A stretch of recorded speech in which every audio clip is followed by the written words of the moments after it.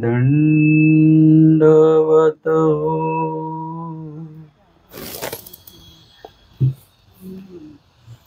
आजच्या सत्रामध्ये आपण आचार या प्रकरणातील 264 क्रमांकाचं वचन या ठिकाणी श्रवण करणार आहोत. देश काळ वर्तमानाचे सहाय्य आती. या आधीचं वचन स्वामींनी सांगितलेलं आहे सहाय्याविषयीच. मार्गी प्रवर्तलेल्या पुरुषा अनुकूळ, प्रतिकूळ आणि उदास अशा 3 देवतेच्या माध्यमातनं त्या जीवाच्या संबंधित देवतेचं कार्य वर्तत असतं. मार्गी प्रवर्तले म्हणजे ज्ञानाचं आचरण करणारे. मार्गी प्रवर्तने म्हणजे उपदेश घेणे नाही, संन्यास घेणे नाही. मार्गी प्रवर्तने म्हणजे त्या मार्गावर चालणारे जे आहेत, आचरण करणारे आहेत, चर्या करणारे आहेत, त्या पुरुषाविषयी एक अनुकूळ देवता असतात. म्हणजे इंद्रादिकापासून खालू ते 36 कोटी पुरुष देवता अनुकूळ आहेत. 36 कोटी स्त्रिया देवता प्रतिकूळ आहेत. आणि वरील ज्या देवता आहेत चैतन्य मायेपर्यंत त्या उदास देवता असतात. अशी त्रिविधता देवतांच्या बाबतीमध्ये त्या जीवाची होत असते. आणि हे यामध्ये आपल्याला त्या जीवाविषयी अनुकूळ देवता सहाय्य करतात, प्रतिकूळ देवता विघ्न करतात आणि उदास देवता जे आहेत ते काहीच करत नाहीत. तर मग इथे सांगतात, तरी काही प्रथम काळीची करिता न देश काळादिकेही करीती. म्हणजे या ठिकाणी त्या पुरुषाला कशा प्रकारे सहाय्य होतं हे यातून सांगितलेलं आहे. या वचनाचा जो प्रकरण वश आहे तोही आपण बघणार आहोत. त्याआधी वचनाचा अर्थ बघूया. देश काळ वर्तमानाचे सहाय्य आती. म्हणजे देश म्हणजे तो साधक ज्या विभागामध्ये असेल त्या प्रदेशाविषयी, तो प्रदेश कसा आहे, काय आहे. प्रत्येक जरी महाराष्ट्र म्हटला तरी प्रत्येक प्रदेश हा विविध गुणांनी युक्त असतो किंवा त्याच्यामध्ये काही असे भाग असतात की ते आपल्याला तिथे सहन होतात किंवा नाही पण होत.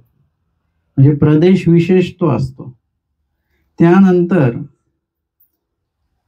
काळ आहे म्हणजे जो प्रस्तुत काळ चालू आहे, ऋतुकाळ आहे, त्या संबंधित सांगितलेला आहे. आणि वर्तमान जे आहे सद्यस्थिती, त्या संबंधित ज्या ज्या काही अडचणी येतील त्या त्याविषयी परमेश्वर त्या जीवाला सहाय्य करत असतात. या वचनाचं स्वामींनी उच्चारण ज्या लीळेमध्ये केलेलं आहे ती लीळा आहे माहीम भट्टांच्या त्यागाविषयीच्या संबंधित ती लीळा आहे. आणि माहीम भट्ट यांच्या बाबतीमध्ये त्यांचा त्याग कसा घडला, काय घडला, हे स्वतः स्वामींनी माहीम भट्टांना सांगायला लावलं. स्वामींना त्यांचा त्याग माहिती आहे, तरी सुद्धा स्वामींनी त्यांना का सांगायला लावलं? कारण की जी उपस्थित त्या ठिकाणी सन्निधानी जीव आहेत त्यांनाही ते कळावं आणि त्यांचा तो त्याग आमच्यापर्यंतही पोचला पाहिजे आणि ते आम्हाला सुद्धा कळलं पाहिजे की त्यांनी कसा त्याग केलेला आहे. हे जर का नसतं माहिती पडलं आपल्याला तर आपल्याला कळलं नसतं माहीम भट्टांनी कशा प्रकारे त्याग वगैरे केलेला आहे. आणि म्हणून सांगतात उत्तरार्ध 575 क्रमांकाची लीळा प्रकरण वशाची आहे. मार्गी माहीम भट्टा भेटी निर्गमन श्रवण. मग अंबाहुनी हंसराजू बडे ग्रामासी गेली. दृढ पुरखा पुढे सांगितले तवती आपुला पवाडू सांगितला. तैसीची रुद्धपुरा गेली. श्री प्रभू गोसाव्यांसी दंडवते घातली. श्री चरणा लागली. तवा आठवले मग म्हणितले माही बटो, तुमते गोसावी बोलाविले असे. स्वामींनी निरोप दिलेला होता यांच्याकडे की गेल्यानंतर आधी माहीम भट्टांना निरोप सांगायचा आमचा, आणि त्यानुसार त्यांनी तो निरोप माहीम भट्टांना सांगितला. आणि म्हणतात माहीम भट्टो तुमचे गोसावी बोलाविले असे. माहीम भट्ट कुठे आहेत? रिद्धपूरला आहेत. रिद्धपूरला कसे गेले ते नंतर आपल्याला लीळेमध्ये कळेलच. आणि ते म्हणतात स्वामींनी सांगितलं आधी हा निरोप सांगावा, मग श्री प्रभूशी दंडवत करावे. आधी हा आमचा निरोप सांगा त्यांना, आणि मग श्री प्रभूंना दंडवत करा. वस्तीची निघावे म्हणजे लगेच जेव्हा निरोप भेटेल तेव्हा लगेच निघायचं, उद्या निघेन वगैरे असं नाही, लगेच निघायचं. ऐसे सांगितले तुमच्यासाठी निरोप.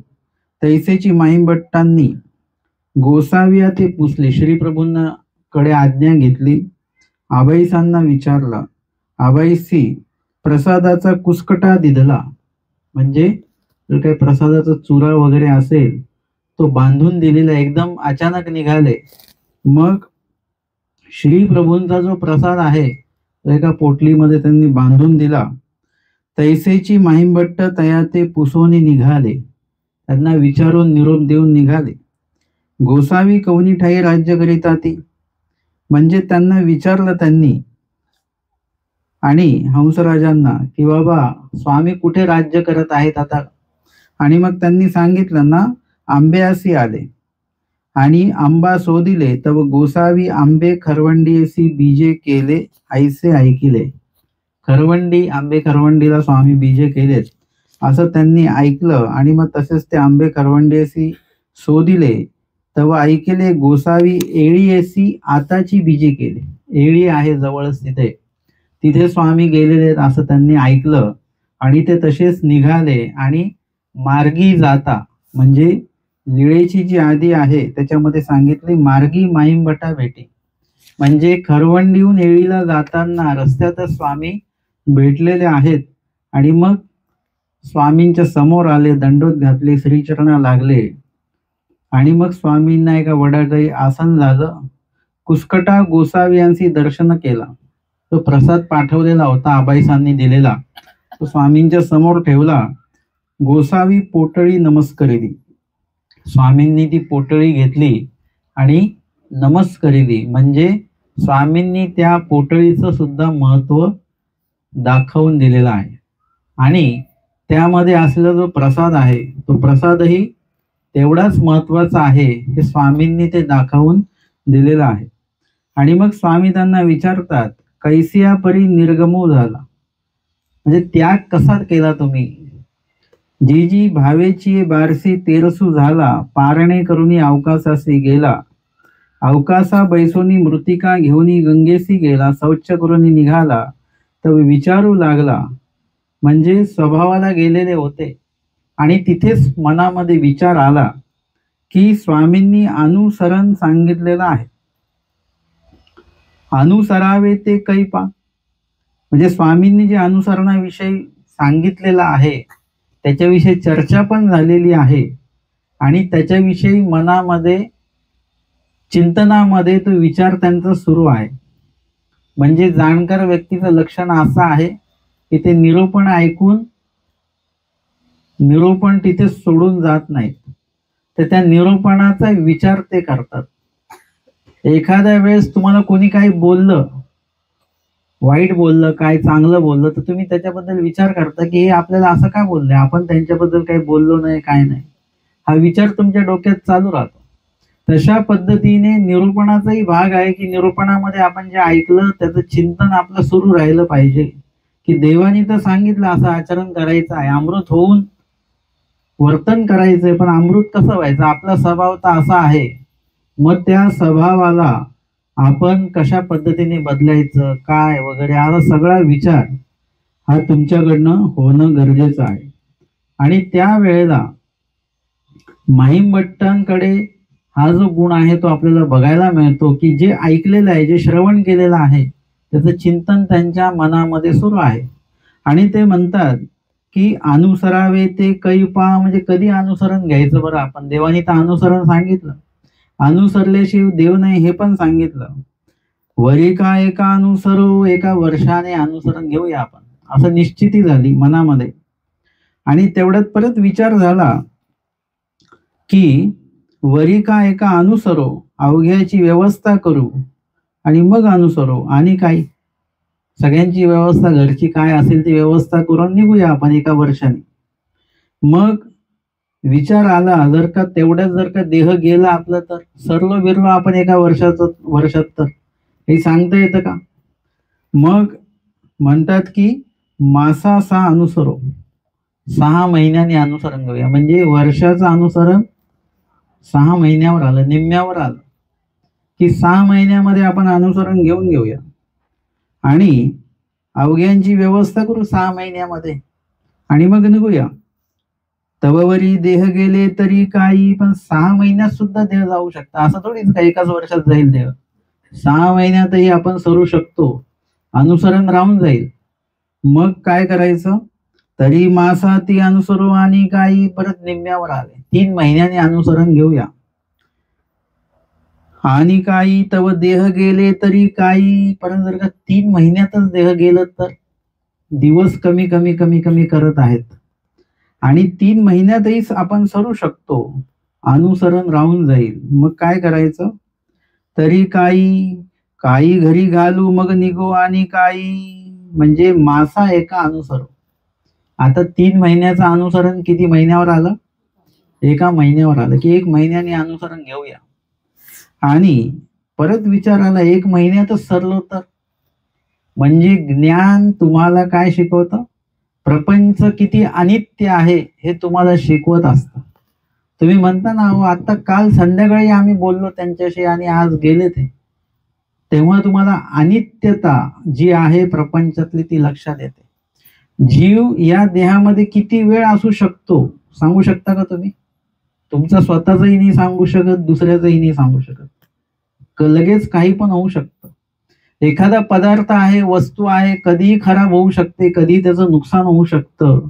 आत्ता चांगली वस्तू होती, आता होता चांगला पदार्थ, लगेच खराब झाला. ही अनित्यता कोणाला कळते, फक्त ज्ञानी व्यक्तीला कळते.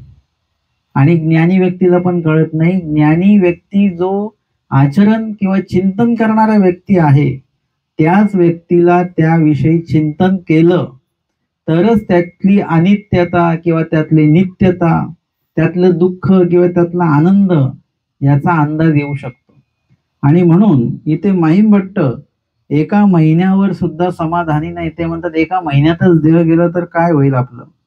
मग म्हणतात पाखा एका अनुसरो, म्हणजे मग मी विचार केला की आपण 15 दिवसातच अनुसरण घ्यायचं आणि परत 15 दिवसात देह गेलं तर मग 8 दिवसांनी घेऊ.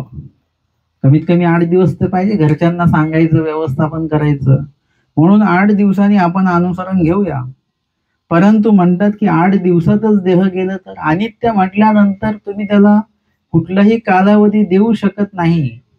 की अनित्य आहे एखादी वस्तू तर ते नित्य किती दिवस राहील, 8 दिवस, 2 दिवस, 4 दिवस, त्याला कुठली, अनित्य म्हटल्यानंतर ती अनित्यच आहे, ती कधीही संपू शकते. आणि मग ते म्हणतात की दिसा एका अनुसरो, म्हणजे 8 दिवसाचं अनुसरण दिवसावर आलं की एका दिवसात अनुसरण घेऊया आपण. परत म्हणतात तरी दिसू कोणे देखील असे, म्हणजे दिवस तरी कोणी बघितलेला आहे. एका दिवसभरात आपलं काय होईल काय सांगता येतं का? काही सांगता येत नाही. दिवसभरामध्ये आपण सकाळपासून दुपारपर्यंत चांगले असू आणि संध्याकाळीच तब्येत खराब होऊ शकते आपली, काही पण होऊ शकतं. एक ऐकलं, चांगली व्यक्ती, तरुण व्यक्ती, आणि दुपारी जेवण वगैरे करून झोपले, ते झोपूनच राहिले, उठलेच नाही. ते त्या झोपेतच अटॅक आला आणि ते गेले, पण समजलं सुद्धा नाही कोणाला. म्हणजे इतकी अनित्यता आहे. आपल्याला अनित्यता कधी कळते, म्हातारी व्यक्ती सरली तर आपल्याला अनित्यता कळत नाही. तरुण व्यक्ती सरली तर मग कळतं की अनित्य आहे बरं का, आपलं सुद्धा काही खरं नाही.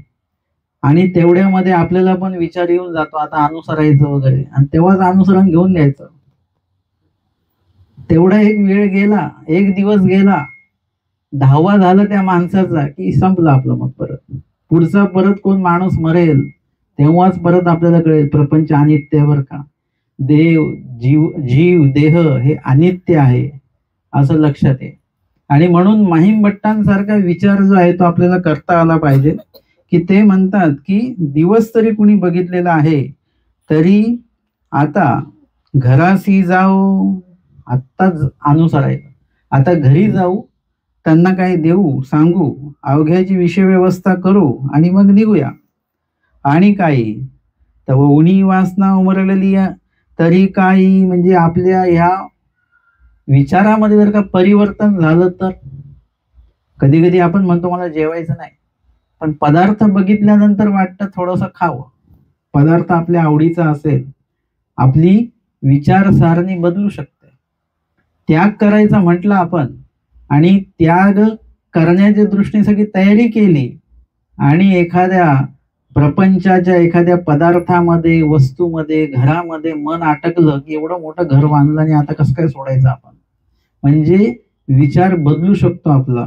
म्हणून ते म्हणतात घरी गेलो आणि घरी काही असं काही बोलणं चालणं झालं आणि त्याच्यामुळे मन परिवर्तन झालं तर मग असं करू, आता घरी सुद्धा जायचं नाही. आता गंगेकडे जाऊ, सौची आचमन करू, शुद्ध होऊ, पाण्याने हातपाय धुवू आणि तैसेची निघू आणि तसंच निघून जाऊ. तरी गंगेशी जाता मार्गी सरपू लागला तेवेळी काही. आता गंगा नदी तिथे समोरच आहे. त्या तिथे जाईपर्यंत जर का मला साप चावला आणि मी मेलो तर अनित्यता किती असू शकते. म्हणजे एका दिवसाची काय, एका तासाची काय आणि एका मिनिटाची काय. एका मिनिटामध्ये सगळं बदलू शकतं असंही होतं.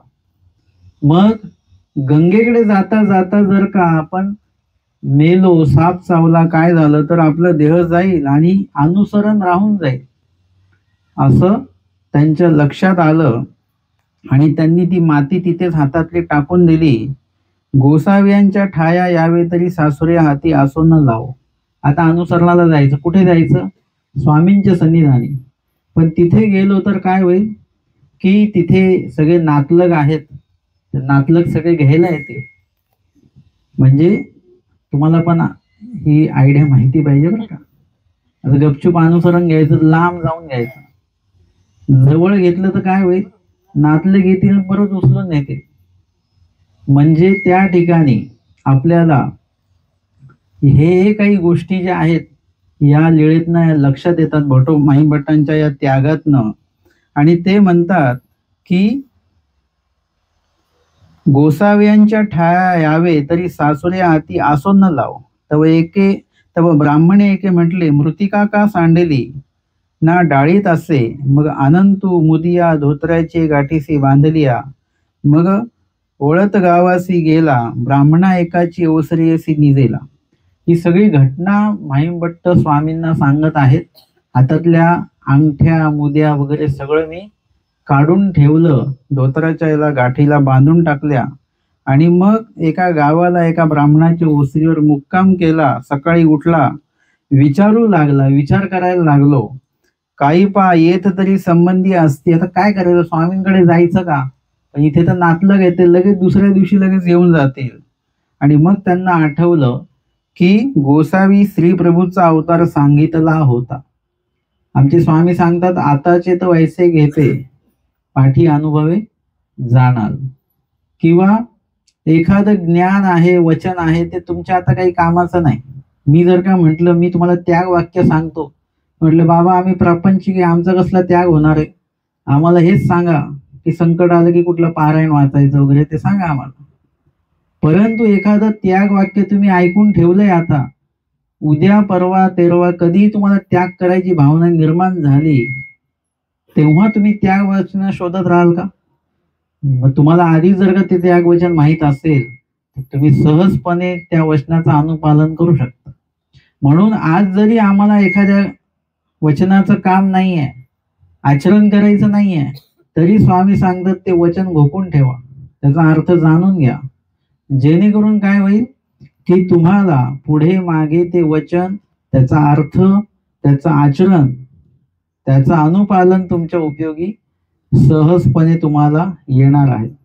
आणि म्हणून आमच्या स्वामींनी त्यांना जे श्रीप्रभूंचा अवतार सांगितलेला, आवाज कमी करू, आमच्या स्वामींनी जो श्रीप्रभूंचा अवतार सांगितलेला होता,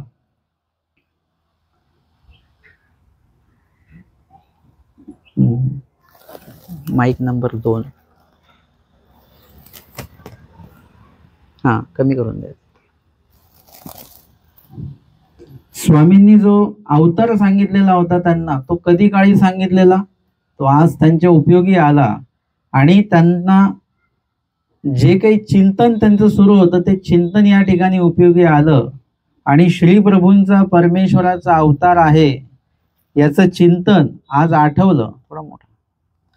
आणि मग परमेश्वर पुरासी निघाला. आणि मग ते म्हणतात मी परमेश्वर पुरासी म्हणजे रुद्रपूरला मी निघालो. एका ब्राह्मणाला मी विचारलं आणि 5 वडी तुम्ही घ्या म्हणजे माझी 5 वडी तुम्ही घ्या, आपली मज द्या. म्हणजे वस्त्र जे आहेत, माहीम भट्टांचे वस्त्र कसे आहेत, चांगले महागडे आहेत, चांगल्या किमतीचे आहेत आणि चांगल्या उत्तम प्रतीचे ते वस्त्र आहेत. आणि ते वस्त्र जर का घालून आपण श्रीप्रभूंच्या सेवेत गेलो तर त्या ठिकाणी सेवा तर राहणार नाही, पण आपलं जे काही मीपणा आहे तो आपल्याला बदलायचा असेल तर तो वस्त्रासकट बदलता आला पाहिजे. नुसतं मन परिवर्तन उपयोग नाही, मन परिवर्तनासोबत बाह्य वेश जो आहे तो सुद्धा परिवर्तन झाला पाहिजे. काहींना वाटेल की नाही आपण विना वेश परिवर्तन सुद्धा संन्यासी राहू शकतो, आंतर्याग. परंतु कधी कधी असं असतं की नुसतंच आंतर्याग तुम्हाला आचरण घडवेलच असं नाही. कधी कधी आंतर्यागामध्ये आपली थोडीशी कमकुवतता निर्माण होऊ शकते. त्यावेळेला तो जो बहिर्याग आहे तो बहिर्याग तुम्हाला दाखवणार की तुम्ही संन्यास वेशामध्ये आहात. तुम्ही जर का सिव्हिल ड्रेसमध्ये संन्यास घेतलेला असेल, म्हणजे सिव्हिल ड्रेसमध्ये असतात ना पोलीस साध्या कपड्यातले, तसं आपण साध्या कपड्यातले संन्यासी असो तर काय होईल, एखाद्या लग्नाला निघून जाऊ, आपण एखाद्या भांडणाला पण जाऊ शकतो. पण संन्यास वेश असेल तर काय होईल, तुमच्या लक्षात येईल की नाही आपण संन्यास वेश आहोत, आपण लग्नाला जाणं योग्य नाही. किंवा एखाद्या ठिकाणी वाद आहे, तिथे प्रापंचिक वाद आहे, तिथे आपण जाणं काही आवश्यक नाही. म्हणजे कधी कधी तुमचा जो काही वेश आहे, तुमचा जो काही बहिर्याग आहे तो तुम्हाला तुमच्या आंतर्यागाची जाणीव करून देत असतो. आणि जो आंतर्याग आहे तो तुम्हाला तुमच्या बहिर्यागाची जाणीव करून देत असतो. आणि म्हणून हे जे वस्त्र आहे ते प्रापंचातले वस्त्र आहेत, महागडे वस्त्र आहेत. ते जर का मी नेसून राहिलो तर कदाचित माझ्यातला मी तसाच राहून जाईल. म्हणून ह्या वस्त्राचं पालट महत्वाचं आहे. म्हणून त्या ब्राह्मणाला काय केलं, स्वतःचं वस्त्र दिलं. त्यांचं जे मळीन वस्त्र होतं ते त्यांनी ते स्वतः घेतलं. आणि त्या ब्राह्मणाने म्हटलं की हे एवढं महागडं वस्त्र आहे, माझ्याकडे कोणी बघितलं तर, मला विचारलं तर त्यांना सांगा म्हणे माझं नाव. म्हणजे सरालेकर माहिये हे मला वस्त्र दिलेलं आहे, सरालेकर माहीम भट्ट यांनी हे वस्त्र मला दिलं, असं माझं नाव त्यांना सांगा, असं माहीम भट्ट म्हणतात. आणि तयाची मिया घेतली, त्यांची 5 वडी त्यांनी घेतली. आणि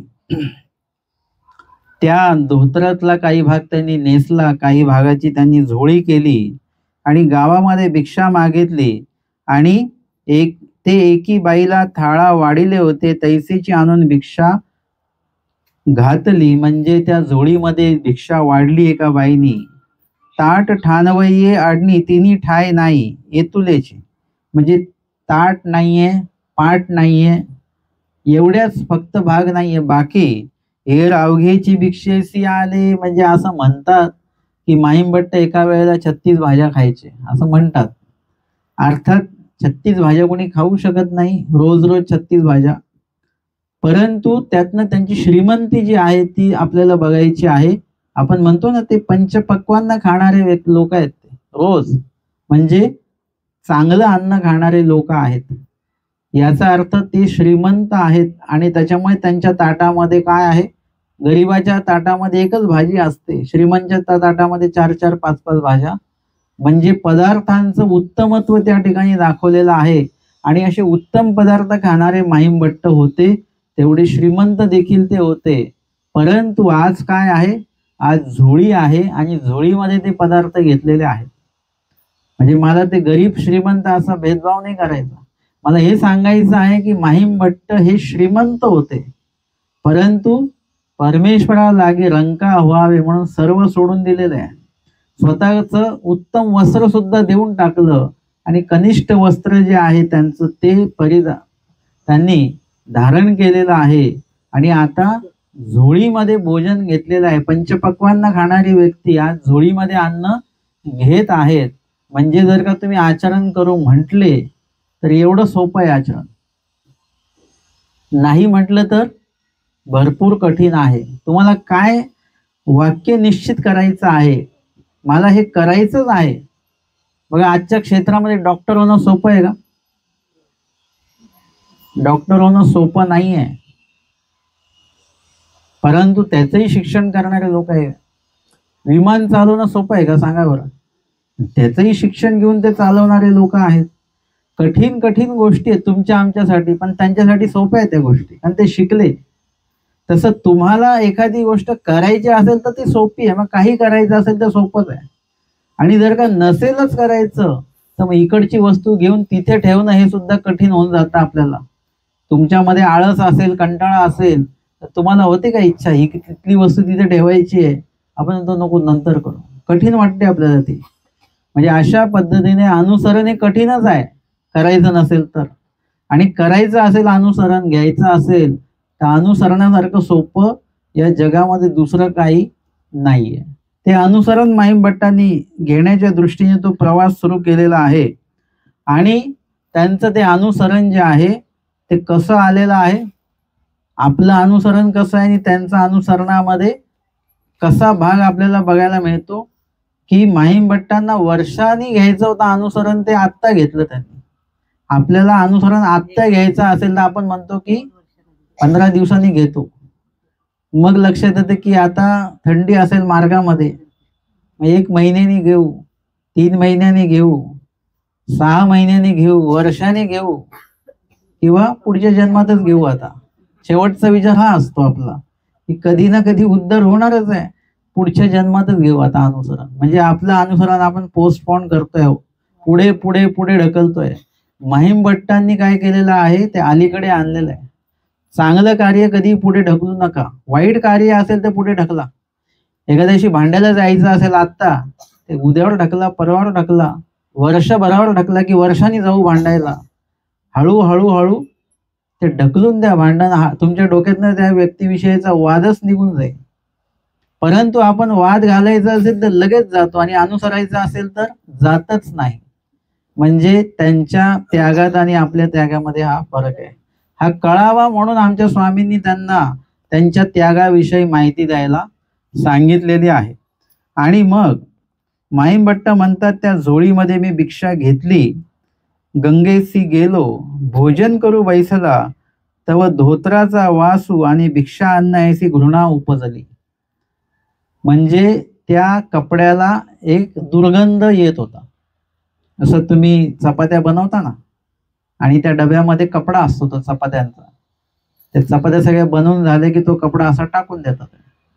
तो कपडा कमीत कमी 2 दिवस आड वगैरे तुम्हाला धुवावा लागतो. नाही धुतलं तर काय होतं, त्या कपड्याला एक स्मेल येतो, वास येतो, आणि तो कपड्याचा वास त्या चपातीला येतो. चपाती खाताना तो वास आपल्याला जाणवतो आणि कधी कधी ते खाऊ वाटत नाही.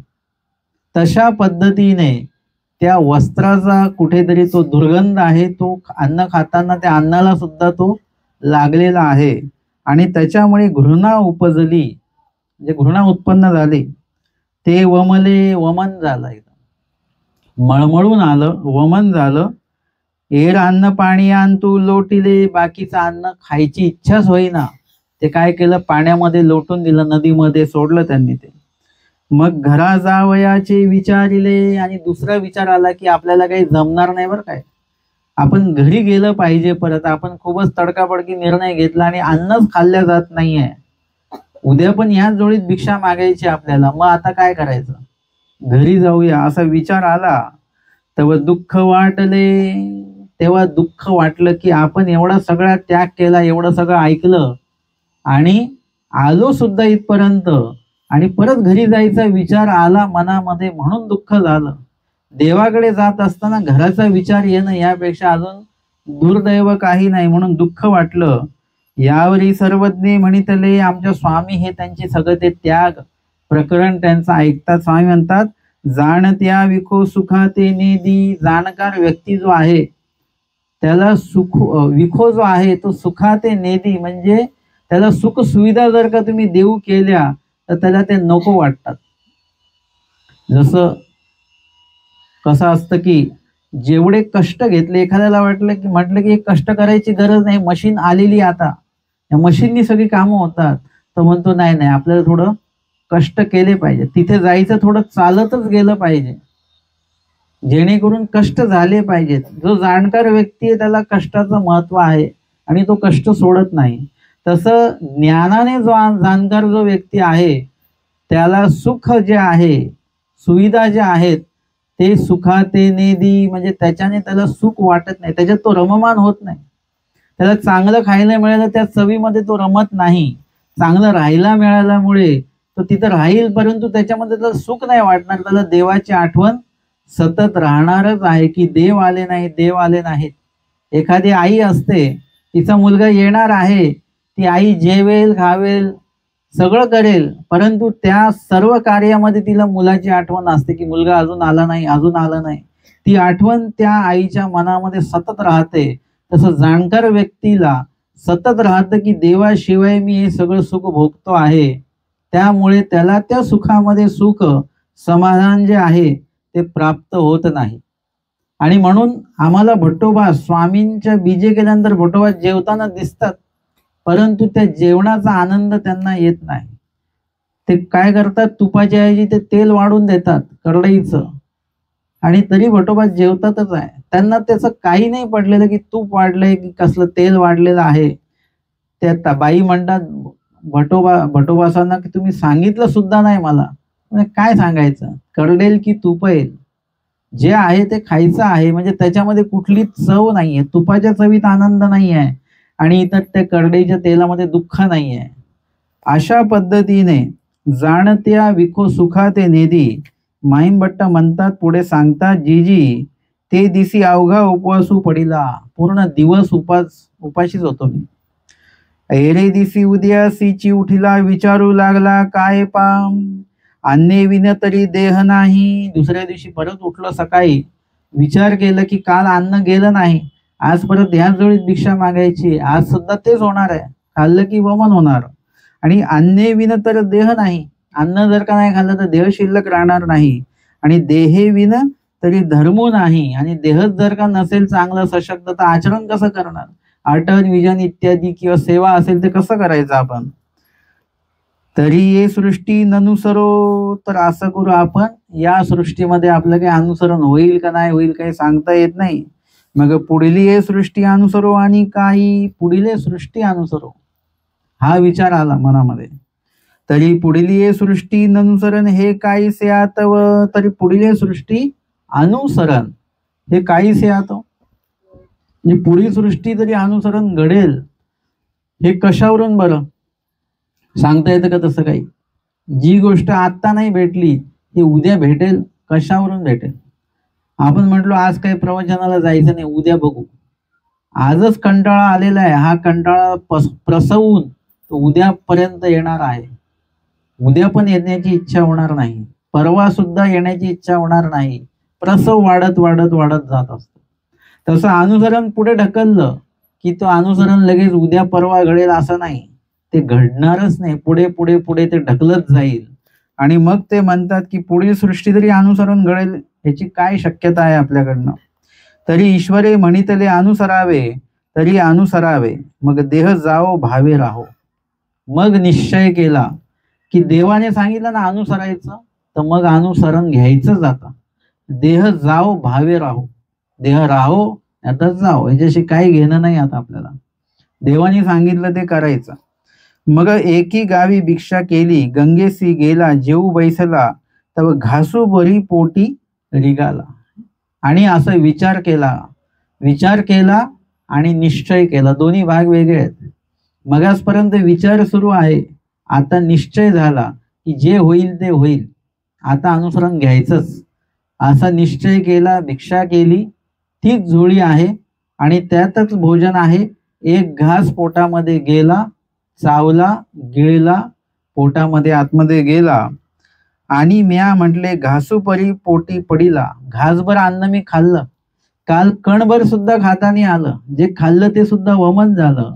आज घासभर अन्न मी खाल्ले म्हणजे आज प्रगती आहे. मग आता म्या माहिये जिंतिले, आता मी जिंकलो. एक घास खाल्ला ना, आता मी जिंकलो. म्हणून म्या बाहे आफळली, म्हणजे बरं वाटलं, समाधान वाटलं मला. दुसरे दिवशी दोन्ही घास पोटी पडिले. दुसऱ्या दिवशी म्हणजे तिसऱ्या दिवशी 2 घास खाल्ले त्यांनी. तिसरे दिवशी 3 घासो रिगाले. तिसऱ्या दिवशी 3 घास खाल्ले त्यांनी आणि हळूहळू पाऊ आहारावरी आले. पाऊ आहार म्हणजे पाऊण आहार. पाऊण आहार म्हणजे तुम्ही दिवसभरामध्ये जेवढं अन्न घेता ते पूर्ण आहार आहे.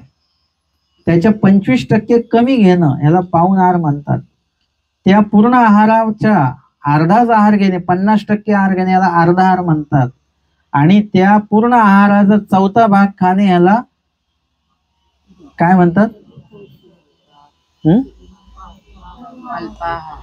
म्हणजे 1 पावच खाणं, त्याच्यातला 4 हिस्से.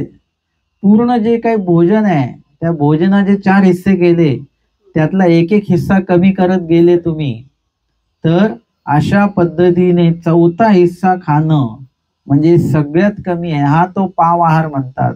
आणि त्यांनी किती केलेला आहे? पाऊ आहारावरी आले.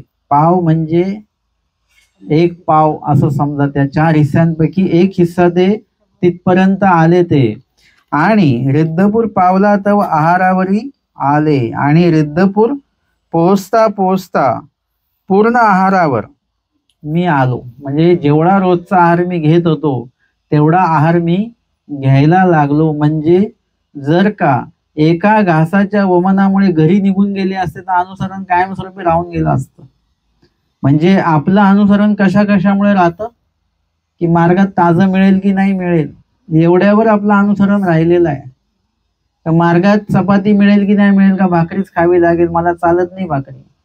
कोणी म्हणतं की बाबा मला मिळेल पाहिजे ते पथ्य पाणी होणार, मिळेल की नाही मिळेल, त्याच्यामुळे अनुसरण राहून जातं.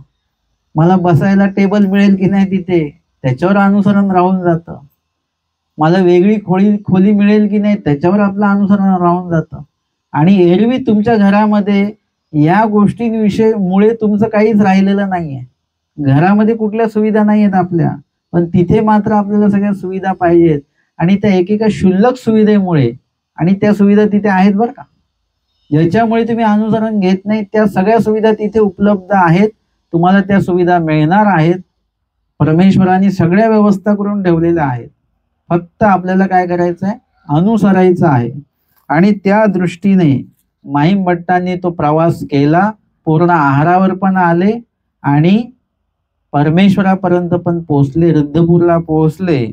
आणि स्वामी त्यावर म्हणतात, परिच्छेदी प्रवर्तल्या पुरुषाचे सकळ निरोध नेनो कोणाची निर्पोनी फेडी.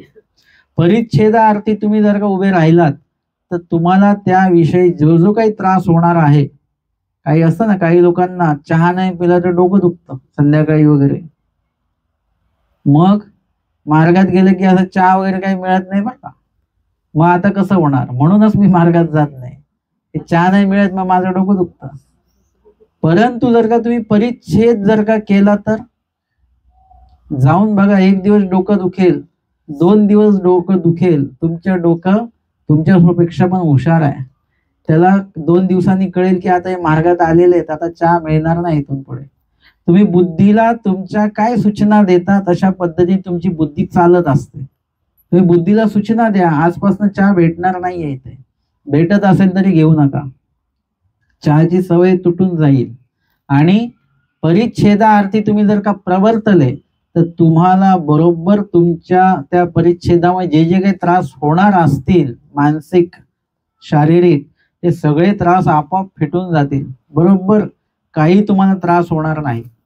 त्यानंतर पुढे सांगतात, पुरुष प्रयत्नी दैवाचे सहाय्य. जेवढा तुम्ही प्रयत्न कराल तेवढं तुम्हाला परमेश्वर सहाय्य करतील, हा दुसरा एक वाक्य देवाने सांगून ठेवलेला आहे. म्हणजे जर का देव सहाय्य करणार असतील तर आपल्याला काय हरकत आहे प्रयत्न करून बघायला? काहीच हरकत नाही.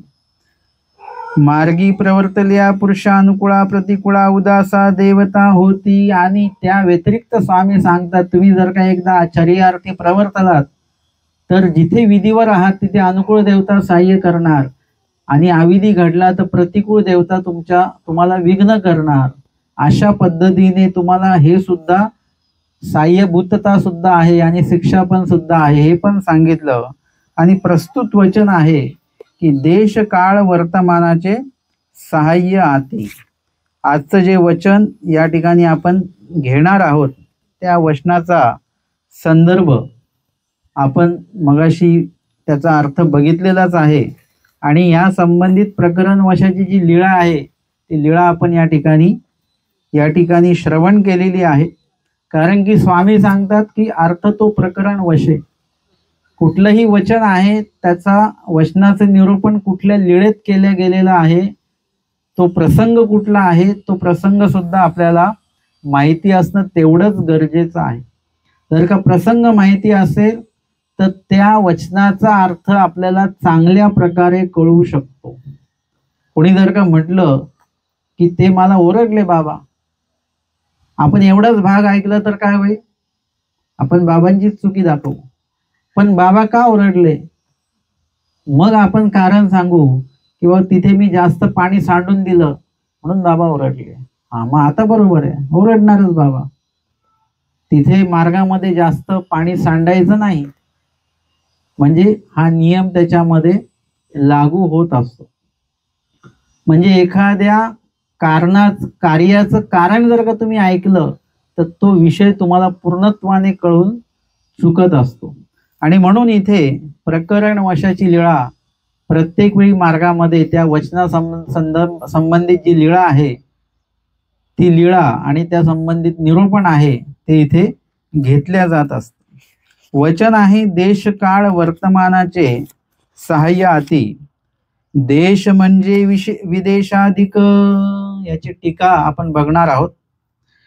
देश म्हणजे कुठला बरं, किंवा देश असं या ठिकाणी कशाला म्हटलेलं आहे? देश म्हणजे विदेशाधिक. विदेशाधिक म्हणजे जे काही जिल्हे आहेत आमच्यासाठी काय आहे? विविध देश आहे तो, विविध प्रदेश आहे तो. म्हणजे तुम्ही जर का विदर्भात राहता तर तुमच्यासाठी मराठवाडा हा एक वेगळा प्रदेश आहे, वेगळा विभाग आहे. मराठवाडा म्हणजे कोकण एक वेगळा विभाग आहे. असं प्रत्येक विभाग जे आहेत ते प्रत्येक विभाग जे आहेत ते आपल्यासाठी कसे आहेत? वेगवेगळे आहेत. त्या प्रदेशामधले तालुके झाले, त्यामधले अजून काही सदन भाग असेल किंवा दुष्काळी भाग असेल, एखादा पाण्याखालचा भाग असेल, एखाद्या ठिकाणी पाणी नसेल जमिनीमध्ये, त्यानुसार त्या विभागाचे काय होतात? विविध विभाग पडत राहतात, विविध त्याचे प्रती तयार होतात. की बाबा एखादा पाण्याखालचा भाग असेल तर तो सदन भाग असेल आणि तिथे थंडावा जास्त असेल. या व्यतिरिक्त भाग कसा असेल? थोडा दुष्काळी प्रकार असेल किंवा मग त्या ठिकाणी पाण्याची कमी असणार आहे तर तो रुखरुख असा भाग असेल. म्हणजे प्रत्येक प्रदेश एका विदर्भातच बघितले तर काही भाग तुम्हाला वेगळा दिसेल, विदर्भातला काही भाग वेगळा दिसेल. इकडच्या मध्य विदर्भातली भाषा वेगळी आहे आणि काठाच्या विदर्भाची भाषा वेगळी आहे. मध्य विभागातल्या विदर्भाचं जेवण वेगळं आहे आणि काठाचा जो विदर्भ आहे त्याची भाषा आणि त्याचं जेवण खानपान हे सगळं वेगळं आहे. म्हणजे इथल्या इथेच तुम्हाला हा बदलाव जो आहे, तो विभाग जो आहे तो आपल्याला बघायला मिळतो. आणि म्हणून सांगतात की देश म्हणजे विदेशाधिक. म्हणजे आटन करत असताना, विजन नित्यविधी करत असताना किंवा निमित्त विधीच्या माध्यमातून तुम्ही ज्या ज्या विभागामध्ये जाणार त्या विभागाचं कसं काय वर्तन आहे, तिथलं वातावरण आहे, तिथलं खानपान आहे, ते सगळ्या विषयी तुम्हाला तिथे सहाय्य होणार. तुम्ही म्हटले आम्ही उष्ण प्रदेशात राहतो, नाशिक भागात गेले तर थंड भाग आहे, आम्हाला तर सहन होणार नाही. सहन होणार. ते म्हणाले आम्ही थंड भागात राहतो, विदर्भात उष्णता भरपूर असते, त्यामध्ये ते सहन होणार नाही. पण आटनादिक्रमे आले तर सहन होणार. म्हणजे परमेश्वर सगळ्या परीने ते सहाय्य जे आहे ते सहाय्य करत असतात.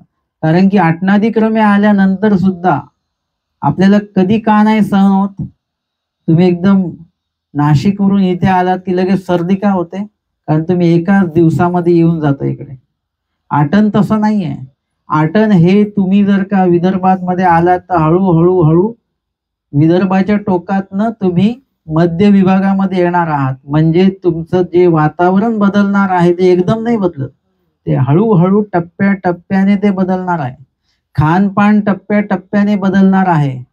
आणि टप्प्याटप्प्याने बदलत असेल तर त्याचा त्रास होत नाही. एकदम बदललं की मग त्याचा त्रास होऊ शकतो. थंडीतनं एकदम उष्णतेत आले त्रास होईल. आणि म्हणून आटण्याचा असाही एक आपल्याला लाभ आहे. आणि परमेश्वराच्या वचनाचं पालन आपण करतो आहोत म्हणून आटण चालू आहे. म्हणूनही परमेश्वराचं साह्य आहे, अनुकूळ देवतेचं साह्य आहे, मायेचं साह्य आहे.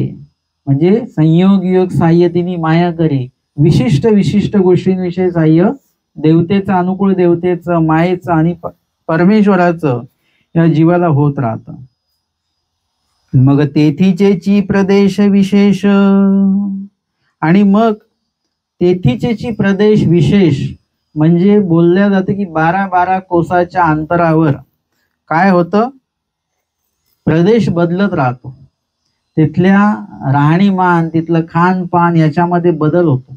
तुम्ही इथून 12 कोस पुढे गेलात की तालुकाही बदलतो आणि त्यांचं राहणीमान, खाणं पिणं, भाषेमध्ये थोडासा बदल होऊन जात असतो.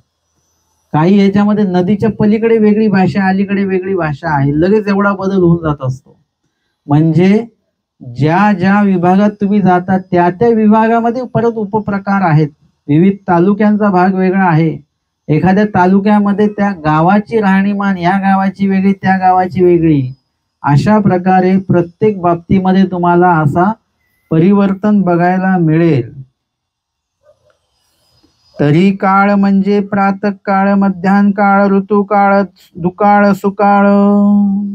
आणि काळ म्हणावे कशाला? देश काळ वर्तमानाचे साह्य आती. देश तर कळालं तुम्हाला.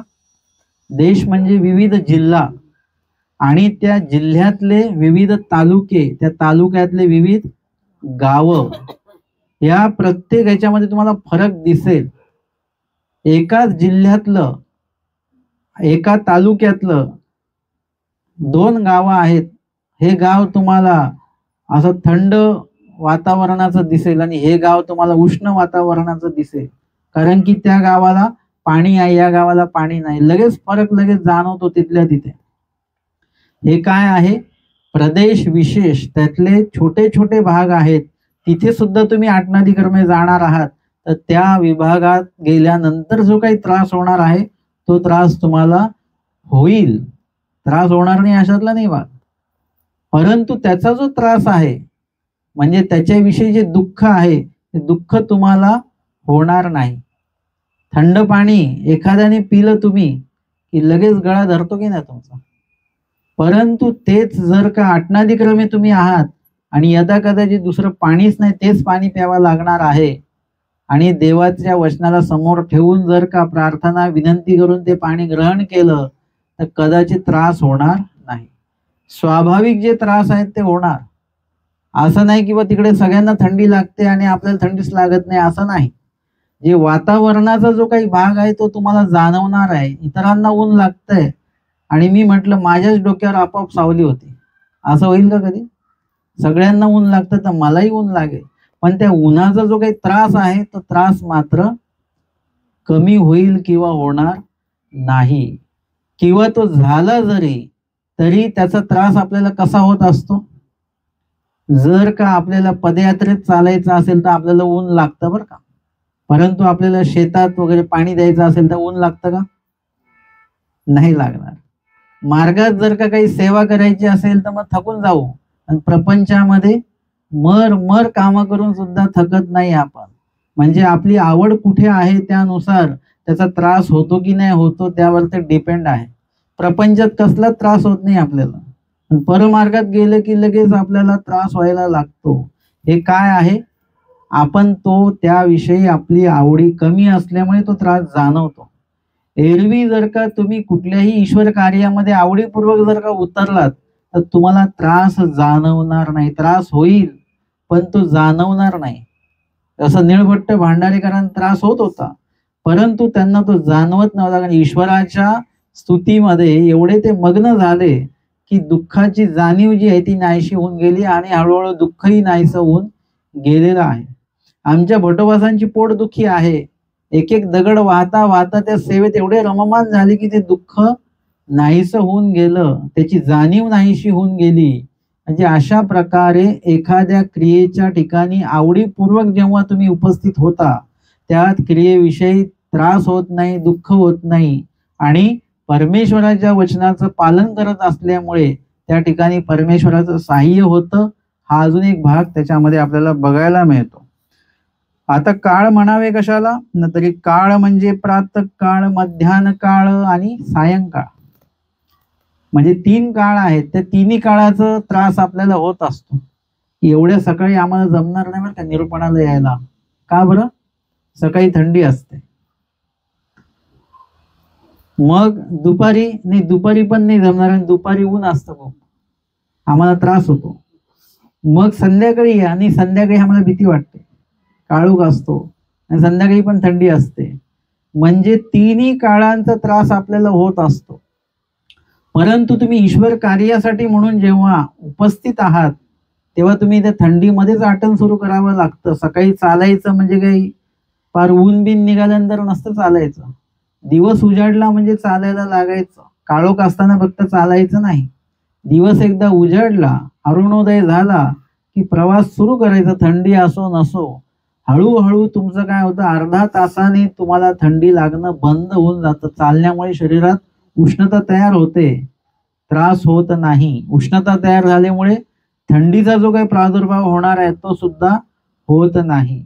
म्हणजे ऋतुकाळानुसार किंवा सकाळ दुपार मध्यान्ह काळानुसार जो काही त्रास होणार आहे. आणि पुढे ऋतुकाळ पण सांगतात. पाऊस असेल, एरवी तर पावसात कोणी आटन करत नाही, सगळे मार्गामध्ये जातात पावसाळ्याच्या ह्याच्यामध्ये. पण थंडी असेल किंवा उन्हाळा असेल तर त्याच्यामध्ये सुद्धा तो साधक जो आहे त्याला माहिती कशी काळजी घ्यायची काय. आणि परमेश्वराच्या वचनांना अनुलक्षून जेव्हा ते चालायला लागतात तेव्हा ऊन वगैरे लागत नाही. ज्यांनी पदयात्रा केलेल्या आहेत त्यांना त्याचा आनंद माहिती असेल. त्याच्यात त्रास होतो की नाही होतो त्यांना बरोबर त्याच्यात माहिती असतं. पदयात्रा म्हणजे ते पाय दुखतात, फोडं येतात, ते म्हणतात आम्ही उद्या जातो बाबा घरी, हे काही चालणं जमणार नाही. उद्या सकाळी परत बघितलं ते पदयात्रेत चालत असतात. ते म्हणतात नाही पाय बरे झाले माझे. म्हणजे त्या ठिकाणी तुम्ही किती आवडीपूर्वक त्या पदयात्रेत सहभागी होता, त्यानुसार त्या आटनामध्ये सहभागी होता, त्यानुसार परमेश्वराचं पण साह्य आणि आपली आवड असल्यामुळे त्याचा त्रास आपल्याला कमी जाणवतो. आणि कधी कधी आवड नसेल ना तर कसलाही त्रास होऊ शकतो आपल्याला, कसला सुद्धा. म्हणजे टाचणी टोचली नाही, नुसती पडलेली, त्याचाही त्रास होऊ शकतो. नुसती बाजूला पडलेली असेल टाचणी तर त्याचाही त्रास होऊ शकतो आपल्याला. आणि जर का आवड असेल तर टोचली तरी त्रास होणार नाही. काही काही लोक बिना चप्पल स्थान वंदन, काटे लागतात, माती लागते, सगळं दगड दुगडं लागतात तळपायाला, तरी सुद्धा त्यांना त्रास होत नाही. काही लोकांना चप्पल घालून त्रास होतो, त्यांचे पाय लचकतात. काय म्हणजे आवड कमी असेल मग तिथे सगळे त्रास तुमच्या समोर उभे आहेत. आणि म्हणून सांगतात ऋतुकाळाचे जे त्रास आहेत ते जास्त उन्हाळ्यामध्ये ऊन भरपूर असतं, हिवाळ्यामध्ये थंडी भरपूर असते, त्याचा त्रास होऊ शकतं. परंतु परमेश्वर मात्र तो साह्य त्या बाबतीमध्ये करतात. देश काळ वर्तमानाचे साह्य अति. त्यानंतर काळाच्या याच्यामध्ये सांगतात दुकाळ सुकाळ. दुकाळाचा पण त्रास होतो. दुष्काळ जर का असेल, आता अलीकडे आपल्याला दुष्काळ हा प्रकार जाणवत नाही आत्ताच्या पिढीला. आणि आत्ताच्या काळामध्ये आपल्याला दुष्काळ हा असा लक्षात येत नाही. आधीच्या काळामध्ये दुष्काळ पडला तर 3 वर्ष त्याचं सावट राहायचं, त्या दुष्काळाचं 3 वर्षापर्यंत त्या दुष्काळाचं असर राहायचा. आता आपल्याला सगळ्या गोष्टी वेळच्या वेळ मिळतात, पाणी मिळतं, धान्य मिळतं, सगळं मिळतं. म्हणून आपल्याला लक्षात नाही येत. परंतु दुष्काळामध्ये भिक्षा मिळायची नाही, मिळत नाही भिक्षा. काही काही वेळेला दुष्काळ एवढा असतो की स्मृतिस्थळामध्ये दुष्काळ आम्हाला बघायला मिळतो की भिक्षाच मिळत नव्हती. काय करायचे ते? भटोबासांच्या लक्षात येऊ नये म्हणून खाली कपड्याच्या चिंध्या करून ठेवायच्या आणि वर भाकरी ठेवायची, तुकडा असा. भटोबासांच्या लक्षात आलं पाहिजे की एवढी भाकरी वर आहे म्हणजे खाली पण भिक्षा आहे, अन्न आहे. परंतु भट्टोबास आहेत, परमेश्वराचा संकेत त्यांना प्राप्त होतो आणि ते भिक्षा एकाने अशी जोळी पुढे केली. त्यांनी दृष्टपूत करता करता खालून आपला हातही लावला तर जोळी एकदम हलकी लागली. त्याच्यामध्ये अन्नच नाही तर ती जड कशी असणार. भट्टोबासांनी बघितलं खाली चिंध्या ठेवलेल्या आहेत. भट्टोबासांना कळू नये की आम्हाला भिक्षा मिळत नाही. म्हणजे असे साधक आहे ते. आपल्याला थोडं जर का झालं असं काही, आपल्याला ज्वारीची भाकरी न भेटता बाजरीची मिळाली तरी पण आपण इश्यू करतो त्याचा की मला ही चालत नाही भाकरी, मला हीच भाकरी मिळाली. तिथे भाकरीच मिळत नव्हती, कुठलीच मिळत नव्हती. तरी सुद्धा त्यांनी भट्टोबासांकडे तक्रारच केली नाही. त्यांनी उलट काय केलं, ती जी काही समस्या आहे ती झाकून ठेवली. म्हणजे अशा पद्धतीचं आवड असेल तर अशा प्रकारचं तुमची सुद्धा तयारी असली पाहिजे. प्रत्येक वेळेला देवाच्या साह्यावर अवलंबून राहू नका, आपली सुद्धा काही तयारी असली पाहिजे. आणि भट्टोबासांनी म्हटलं मला सांगितलं का नाही तुम्ही हे. आणि मग भट्टोबासांनी सर्वांना दंडवत घातला स्वतः की माझ्याकडे जे काही म्हातारदाम आहे त्या म्हातारदाम तुम्ही परमार्गाच्या उपयोगी लावा. आणि मग एक वेळ काहीतरी ते पचन व्हायला लागलं, भोजन बनायला लागलं. म्हणजे अशा प्रकारे परमेश्वर साह्य हे करत असतात. आणि दुकाळामध्ये अशा प्रकारे भिक्षा मिळत नाही, पण त्याचाही त्रास त्या साधकांनी करून घेतला नाही. सुकाळीचा पण त्रास कसा होतो बरं. सुकाळ असेल तर भरपूर खायला मिळतं आणि भरपूर खाऊन सुद्धा त्रास होतो. पण अशा वेळेला जर का प्रीतीचं भोजन असेल, काही आवडीपूर्वक कोणी दिलेलं आहे, अधिकारणाने दिलेलं आहे, ते 1-2 घास तुम्हाला जास्त जरी झाले तरी त्याचा त्रास परमेश्वर होऊ देणार नाहीत. म्हणजे अशा प्रकारे विविध ऋतू असतात, विविध काळ असतात, विविध वेळा असतात आणि त्या प्रत्येक वेळेचं काळाचा एक त्रास काही ना काही ठरलेला असतो आणि तो त्रास तुम्हाला होऊ शकतो. परंतु आमचे स्वामी सांगतात की असं आचरण करायला निघालेल्या पुरुषाला देशाचं आणि काळाच्या बाबतीमध्ये होणाऱ्या त्रासाविषयी आम्ही सहाय्य त्याला करत असतो. वर्तमान म्हणजे तुर्काचे मान, देश काळ वर्तमानाचे. वर्तमान म्हणजे काय बरं, तर तुर्काचे मान म्हणजे काहीतरी भयरूप असं काहीतरी आलेलं आहे. धाडी वगैरे मागच्या सत्रामध्ये त्या आलेल्या होत्या विशिष्ट लोकांच्या, ते असेल. किंवा दंड म्हणजे विविध आपण ज्या भागामध्ये गेलेलो त्या लोकांचं काही आपसामध्ये वैर असेल, त्यांची काही भांडणं असतील तर त्याचाही त्रास आपल्याला होऊ शकतो की नाही. त्या गावामध्ये दंगल सुरू असेल, काय असेल तर संवत्सर आहे आणि संवत्सरच्या पलीकडे कोकमठाण नावाचं गाव आहे, मध्ये नदी आहे. तो एक विशिष्ट दिवस आहे, त्या दिवशी ते काय करतात, गोफण गुंडा घेतात. गोफण माहिती आहे तुम्हाला. त्याच्यामध्ये मोठा दगड घ्यायचा आणि तो फिरवून त्या पलीकडच्या गावाच्या दिशेने टाकायचा. त्यांनी इकडे आक्रमण करायचं आणि ह्यांनी त्यांच्या गावात आक्रमण करायचं आणि मोठे मोठे दगड लागतात सुद्धा, ते रक्त सुद्धा येतं वगैरे. अशा प्रकारचं तिथे वार्षिक ते चालायचं. आता बंद आहे वाटतं ते. पण अशा प्रकारचं काही द्वंद्व असेल, दंड असेल, वैर असेल, दंगल असेल, भांडण असेल तर त्या ठिकाणी आपल्याला त्रास होऊ शकतो. पण तिथे सुद्धा काय होतं, साह्य होतं. जसं उंबरे गोराईसा त्या पुढच्या गावाला निघालेल्या आणि त्यांचा पाय आवटळला, जर थोडासा दुखावला पाय, ते बसल्या तिथे आणि घोडेस्वार आले म्हणजे कुठे चालले, पुढच्या गावाला, आणि तिकडे दंगल सुरू आहे, बसा घोड्यावर, आणि त्यांना बसवून मागच्या गावाला ते सोडून आले. म्हणजे त्या दंगलीचा ह्यांना काही त्रास झाला नाही. हे परमेश्वराचं वर्तमान काळामध्ये काय चालू आहे आता, त्या परिस्थितीचा आपल्याला त्रास होऊ शकतो, तो त्रास परमेश्वर होऊ देत नाही.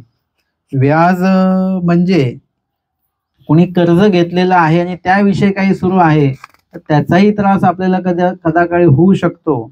तर तोही त्रास आपल्याला होणार नाही. देहीचे रोगाधिक, आता एवढ्या विषय सहाय्य होतं का? देश काळ वर्तमानामध्ये एवढंच येतं का?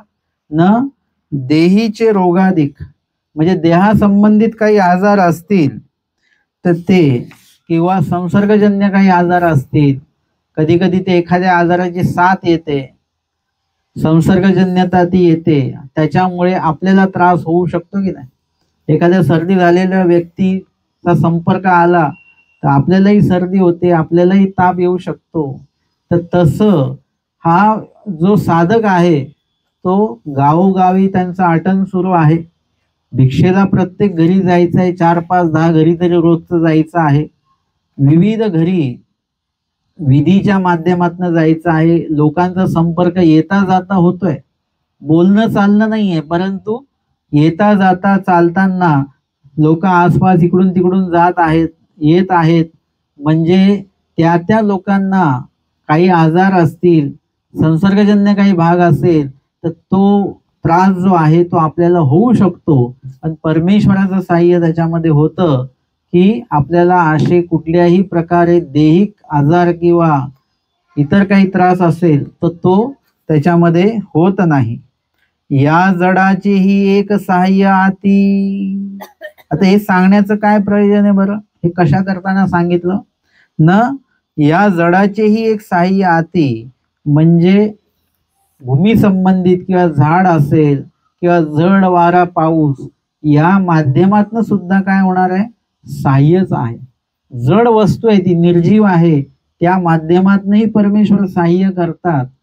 म्हणजे एखाद्या, आता जसं त्यांचा तो पायाला समजा ठेच लागलेली आहे, पुढे चालता येत नाही, म्हणजे पुढे काय आहे? पुढे काहीतरी दंगल सुरू आहे. इथे दगडाच्या माध्यमातून सहाय्य, ठेस लागणं हे सुद्धा एक प्रकारचं सहाय्यच आहे. म्हणजे अशा विविध प्रकारातनं परमेश्वर सहाय्य करतात. तुम्हाला आम्हाला कधी कधी ते विघ्न वाटू शकतं की आम्हाला जायचं होतं, गाडीच मिळाली नाही, गाडीच मिळाली, रोज गाडी वेळेवर येते, आजच नाही आली गाडी. तुम्हाला सहाय्य की पुढे काहीतरी अघटित घडणार असेल म्हणून कुठेतरी काहीतरी तुम्हाला त्याच्यातनं परमेश्वराला सहाय्य करायचं आहे. आणि ती क्रिया घटना घडून गेल्यानंतर तुमच्या लक्षात येतं की बरं झालं हे देवानी जाऊ दिलं नाही मला, म्हणजे काहीतरी त्याच्यामध्ये हे असं विघ्न घडणार होतं म्हणून मला त्याच्यातनं देवाने वाचवलं. अशा प्रकारे आपल्या सारख्या सामान्य लोकांना सुद्धा त्या परमेश्वराचं सहाय्य होत असतं. परंतु जे आचरण करणारे आहेत त्यांना 100% सहाय्य परमेश्वराचं होतं. आणि म्हणून आजच्या या वचनामध्ये आपण पाहिलं, देश काळ आणि वर्तमान संबंधित म्हणजे पूर्ण आपल्या जीवन कार्यकाळामध्ये अनुसरण घेतल्यापासूनचं जे जीवन आहे ते शेवटपर्यंत जो जो काही ऋतुकाळ येतो, ज्या ज्या भागात आपण जातो, ज्या ज्या लोकांशी आपण भेटतो, जे जे काही संकट येतात वगैरे, ह्या सर्व माध्यमातून परमेश्वर आपल्याला सहाय्य करतात. याकरता सांगितलेलं आहे की तुम्हाला वाटेल की बाबा आपण अनुसरण ते घेऊ, पण पुढे कसं आपलं, तर त्याची काही काळजी करू नका. हे जे आश्वासनं दिलेले आहेत ते कुठल्याही राजकारणी व्यक्तीने दिलेले आहेत काय? कुठल्या जीवाने दिलेले आहेत का? की आज त्यांनी म्हटलं कधीही पैशाची मदत लागली तर मला सांगा, आणि तुम्ही विचारलं तर काय म्हणतात ते? कालच LIC भरली आम्ही, पैसे नाही, तुम्ही काल मागितले असते तर होते पैसे माझ्याकडे. असं प्रत्येक जीव तुम्हाला शब्दांमध्ये करू शकतो, परंतु हे आश्वासन कोणाचं आहे? परमेश्वराचं आहे. एखाद्याच आपण कमी पडू, परंतु परमेश्वर कुठेही कमी पडत नाहीत, ते पुरून उरतात आपल्याला सहाय्य परमेश्वराचं प्रत्येक ठिकाणी. तुम्हाला आता तुम्ही आचरण करता नाही करत, तुम्ही कमीच गाठी करता, तरी सुद्धा तुम्ही नामस्मरण तर करताच की नाही, त्याच्यावर सुद्धा देवाचं सहाय्य आहे. अजून तुम्ही आचरण केलं तर अजून सहाय्य मोठं होणार आहे, आणि अनुसरलात अजून सहाय्य, म्हणजे परमेश्वर प्राप्ती त्याच्यामध्ये दडलेली आहे त्या अनुसरणामध्ये. इत्यादी प्रकारे आजच्या या सत्रामध्ये आपण आचाराचं 264 क्रमांकाचं वचन बघितलं. देश काळ वर्तमानाचे सहाय्य हातीन त्या संबंधित माहीम भट्टांच्या त्यागाची लीळा सुद्धा प्रकरण वशाच्या रूपाने आज आपण या ठिकाणी श्रवण आणि चिंतन केलेले आहे. दंडवत हो.